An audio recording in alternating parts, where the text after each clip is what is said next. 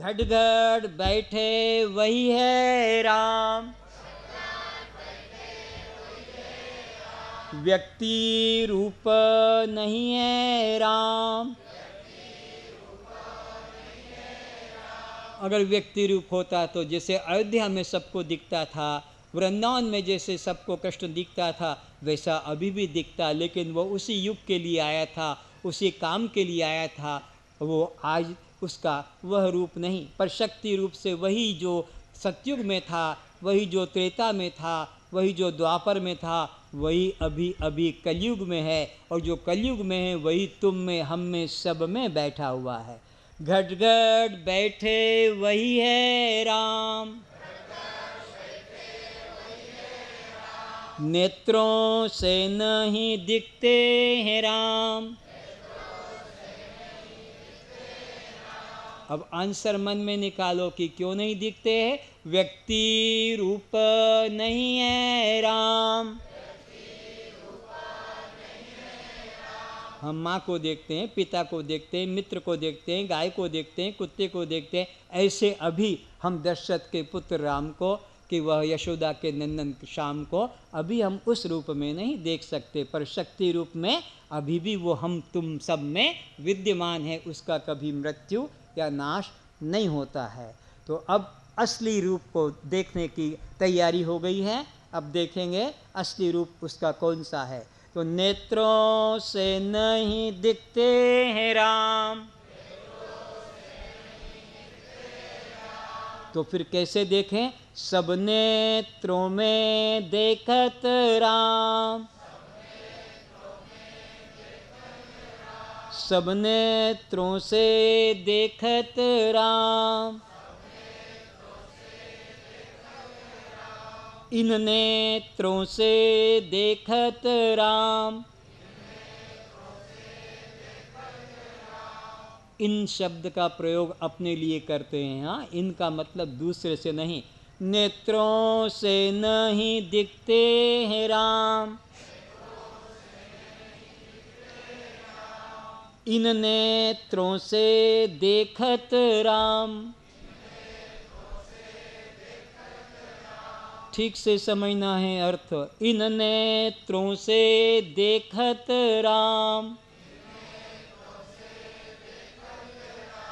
किंतु नेत्रों से नहीं दिखते हैं राम। एक बार दिखते का प्रयोग हुआ और एक बार देखने का प्रयोग हुआ। वो परमात्मा देखने वाला है, वो दिखने वाला नहीं। इन नेत्रों से देखत राम,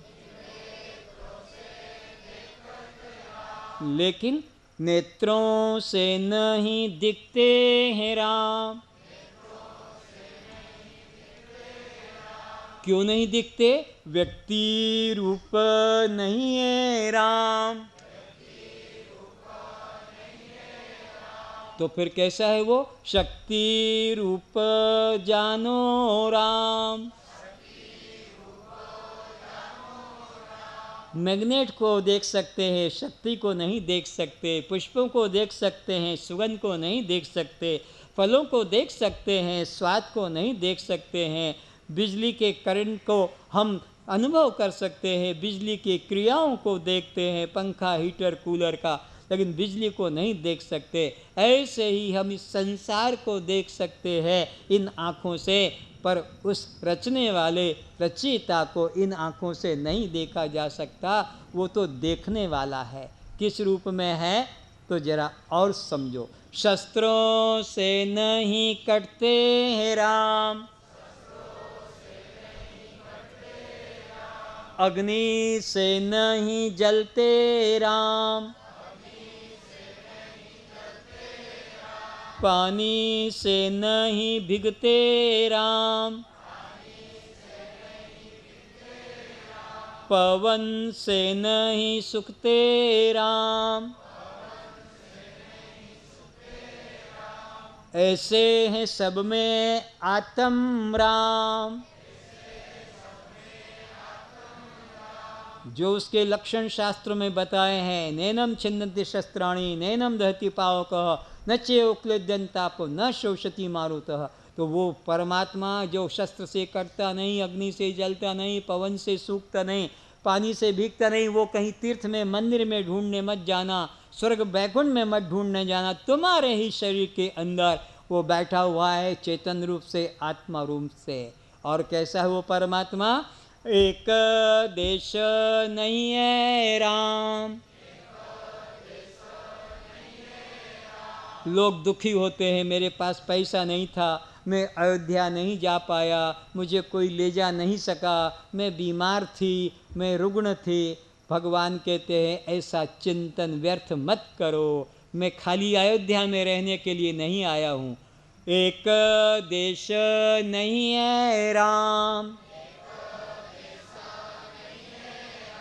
सब देशों में रहते राम। अगर कोई भारत का व्यक्ति अमेरिका इंग्लैंड चला गया तो राम को देखने के लिए भारत लौटकर अयोध्या जाकर देखने की जरूरत नहीं। भगवान कहते हैं एक देश नहीं है राम, सब देशों में रहते राम। आपको भी अपना घर छोड़कर, नगर छोड़कर, जिला छोड़कर, प्रांत छोड़कर अन्य जगह ढूंढने की ज़रूरत नहीं। वो तुम्हारे प्रांत में, तुम्हारे जिला में, तुम्हारे नगर में और तुम्हारे घर के अंदर विद्यमान है, तभी तो वह अखंड राम कहलाएगा। और आगे चलते हैं तो शास्त्र कहता है वो राम कैसा है? शस्त्रों से नहीं कटते हैं राम, अग्नि से नहीं जलते राम, पवन से नहीं सूखते राम, पानी से नहीं भीगते राम। ऐसे हैं सब में आत्म राम। और उस राम की महिमा, अद्भुत महिमा, आश्चर्य होता है। पाँव बिना चलते हैं राम, जगन्नाथ महाप्रभु का ध्यान भी मन में रखना। पाँव बिना चलते हैं राम, हाथ बिना करते हैं राम। ये राम का असली रूप बताया जा रहा है। न उनके हाथ होते हैं, न पैर होते हैं। जगन्नाथ महाप्रभु की मूर्ति घर में भी है और भी कहीं देखी होगी। सारे लक्षण परमात्मा के जगन्नाथ महाप्रभु की मूर्ति में है। आँख बिना देखत है राम, कान बिना सुनते हैं राम, जीभ बिना बोलत है राम, घ्राण बिना सूंघत है राम। विचारो विचारो, क्यों नहीं जगन्नाथ महाप्रभु की सुंदर मूर्ति राम की तरह बनाई? कृष्ण की तरह सुंदर मूर्ति क्यों नहीं बनाई? विष्णु की तरह क्यों नहीं बनाई? दुर्गा अम्बा की तरह क्यों नहीं मूर्ति बनाई? राम का रूप असली अगर देखना है तो जगन्नाथ महाप्रभु के अंदर अंग अंग में प्रकट हो रहा है। न वहाँ सर है, न उनके कान हैं, न उनके आँखें हैं, न उनकी नासिका है, न उनके हाथ हैं, न उनके पैर हैं, न उनका पिता है, न उनकी माता है, न उनका कोई नगर गांव है। क्योंकि जगन्नाथ जगतर नाथ जगन्नाथ, पुरीर नाथ जगन्नाथ नु है, बद्रीर नाथ जगन्नाथ नु है, तारुकार नाथ जगन्नाथ नु है, जगतर नाथ जगन्नाथ। कैसा चुनकर विलक्षण नाम निकाला है, सारे विश्व का नाथ, इसलिए विश्वनाथ भी उसे कहते हैं। और वो कैसा है यह आपको उसकी मूर्ति में झलकता है। तो अब आइए उस राम का अपने अंदर अनुभव करते हैं। आँखों से नहीं दिखते हैं राम, इन आँखों से देखत राम, इन आँखों से देखत राम, आँखों से नहीं दिखते हैं राम, सब आँखों से देखत राम। आँखें खोल ले।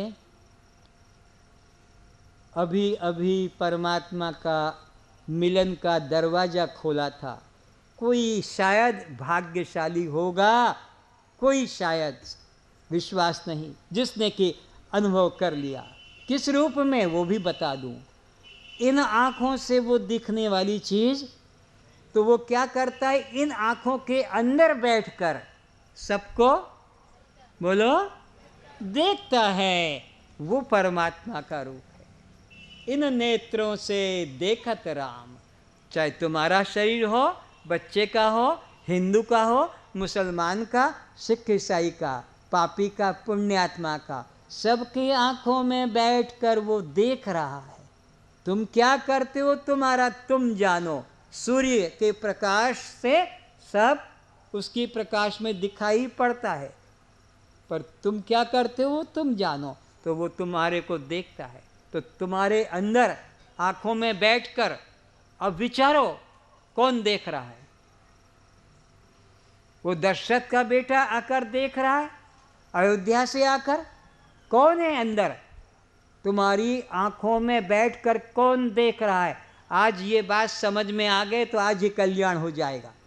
कल तुम आ सको तो बहुत ही अच्छी बात है, और न भी आओ तो तुम्हारी कोई हानि नहीं।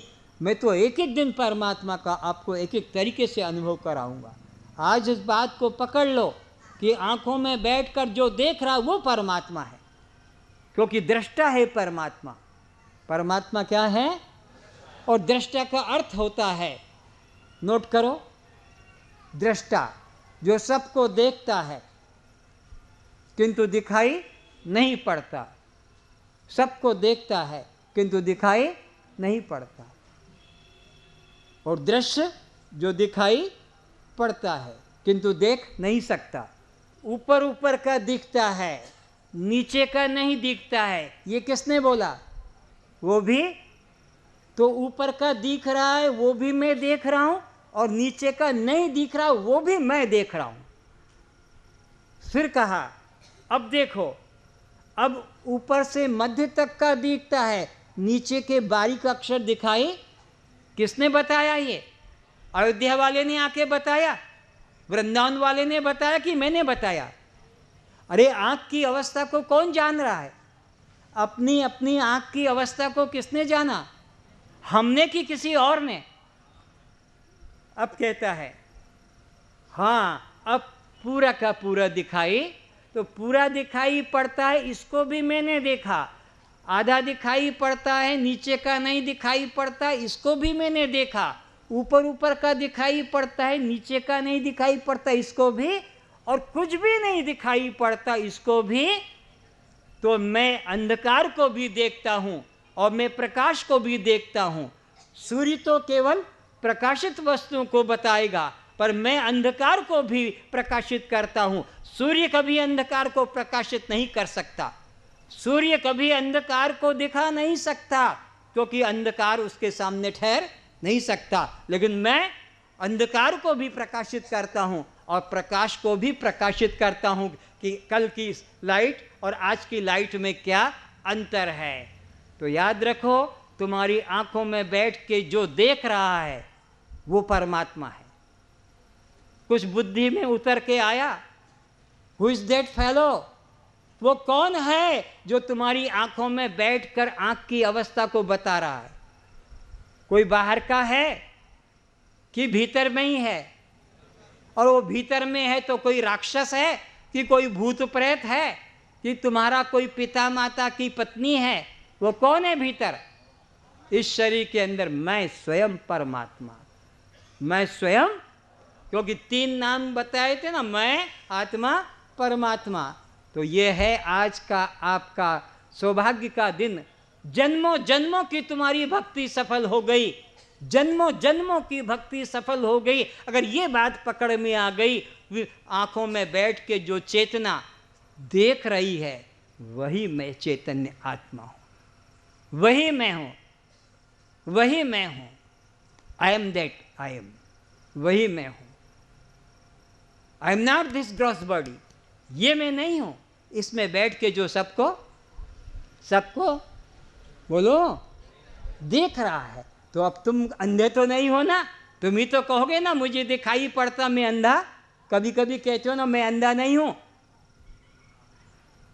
मैं देख रहा हूं।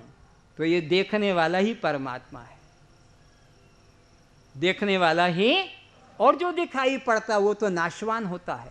वेद कहता यद दृष्टम तन नष्टम, जो दिखाई पड़ जाएगा वो तो नाशवान है, पर देखने वाले का नाश नहीं है। अब आगे चलो, तो कान में बैठकर सुनाई पड़ रहा है ये कौन बताएगा? मैं बताऊंगा। और कान से नहीं सुनाई पड़ता ये कौन बताता है?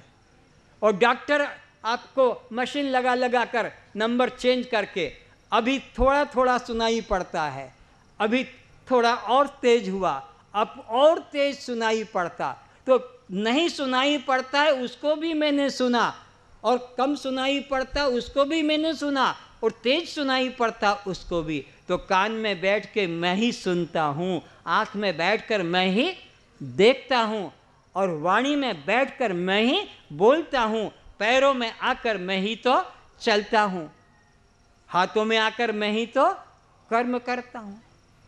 अगर मैं अंदर ना रहूं तो इस शरीर को घर में कोई रहने देगा? क्या करेंगे घर वाले? राम नाम और मुर्दा बड़ा उठा के फेंक देंगे नाली में या जला देंगे।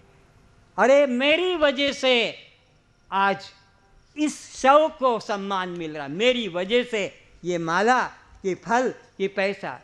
पति को कहो कि पत्नी को, ये पति पत्नी से प्यार नहीं है। अगर पत्नी से प्यार है तो मर जाने पे भी चिपका के रखो, पति से प्यार है तो उसको मत जलाओ, अपने घर में रखो। घर वाले कहेंगे ले जा, नहीं तो बच्चे भी बीमार हो जाएंगे। पत्नी कहेगी पति को जला दो, नहीं तो घर वालों को बीमारी लग जाएगी कुछ गंदगी सड़न बदबू से। पति कहेगा पत्नी को जला दो। तो प्यार किससे था तुम्हारा? शरीर से प्यार होता तो मरे से भी प्यार होता, पर प्यार क्यों था? क्योंकि अंदर मैं था। जब तक अंदर मैं रहता हूँ तब तक ही हमारे से लोग प्यार करते हैं, और मैं से संबंध टूट गया, शिव गया कि शव रह गया, शिव गया कि शव रह गया। तो तुम कौन हो? शिव स्वरूप हो, कल्याण स्वरूप हो, तुम चेतन स्वरूप हो, तुम आत्म स्वरूप हो, तुम ये अनात्म शरीर नहीं हो। आज अगर बात को पकड़ लिया तो मैं सोचता हूँ मेरा भी जीवन धन्य है, और तुम्हारे माता पिता का भी जीवन धन्य है, जिनके गर्भ से तुम बाहर आए हो। जन्मों जन्मों का पुण्य सफल हो गया, जिसने आज इस तत्व को एक क्षण के लिए जान लिया। तो पृथ्वी पर स्वर्ण दान करने का पुण्य मिल गया, अनंत अश्वमेध यज्ञ का पुण्य मिल गया, अपने 11 पीढ़ियों को मुक्ति के द्वार पर खड़ा कर दिया।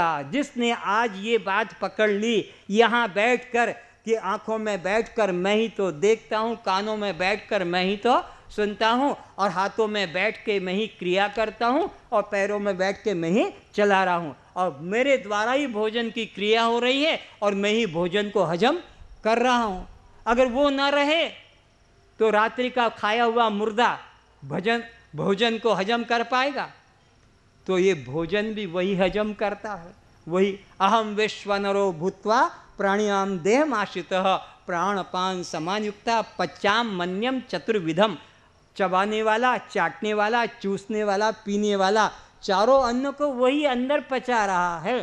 तो आज अगर किसी ने ये बात जान ली कि वो चेतन आत्मा मैं हूँ, तो उसके पिता माता धन्य, उसके गुरु भी धन्य, जिन्होंने तुमको धर्म का मार्ग दिखाया, और जिनकी कृपा से तुम आज आकर यहाँ बैठे हो वे भी धन्य, और तुम्हारे पितृ भी सब धन्य धन्य हो जाएंगे। अरे सूर्य भी धन्य हो जाएगा, ये चंद्रमा भी धन्य हो जाएगा, ये पवन भी धन्य हो जाएगा, ये जल भी धन्य हो जाएगा, ये पृथ्वी भी धन्य हो जाएगी। किसी एक जीव को अगर अपने शुद्ध स्वरूप का बोध जग गया तो सब धन्य है। ये रात दिन सूर्य तप रहा है अग्नि में, क्या मेरी उष्णता से किसी एक को अपनी असली रूप का ज्ञान हो जाए। ये चंद्रमा भी रात दिन शीतल होकर ठिठुर रहा है, किस लिए? मेरी ठंडक से किसी एक जीव को आत्मबोध मिल जाए। ये पवन रात दिन बहता है तुम्हारे जीवन के लिए कि मेरे द्वारा किसी एक को आत्मबोध हो जाए। ये जल वृष्टि होती है तुम्हारे लिए कि किसी एक का जीवन मेरे द्वारा जीवित रह जाए। ये पृथ्वी भी धन्य हो जाएगी। कितना तुम इसको ब्लास्टिंग करते हो, खोदते हो, तोड़ते हो, मल मूत्र का त्याग करते हो इसके ऊपर, वो सब मल को सहन कर लेती है। जैसे हमारी माताओं के बिस्तर पर या गोद में हमने टट्टी पेशाब किया है और वो माँ ने कैसे सहन कर लिया, कितने प्यार से, ऐसे ये पृथ्वी माता भी जब कोई एक जीव अपने असली रूप को जान लेता है कि मैं दृष्टा साक्षी आत्मा हूँ, ये अपना असली रूप, तो पृथ्वी भी धन्य हो जाते हैं। अन्यथा ये सब तुम्हें श्राप देते रहेंगे कि बार बार जन्मो और मरो, बार बार जन्मो और मरो। मृत्यु स मृत्युम आपनोति यह यूनान्यो पश्यति। तो इसलिए हम अपने पिता माता को भी धन्य करें, अपने जीवन को भी धन्य करें और अपने संबंधियों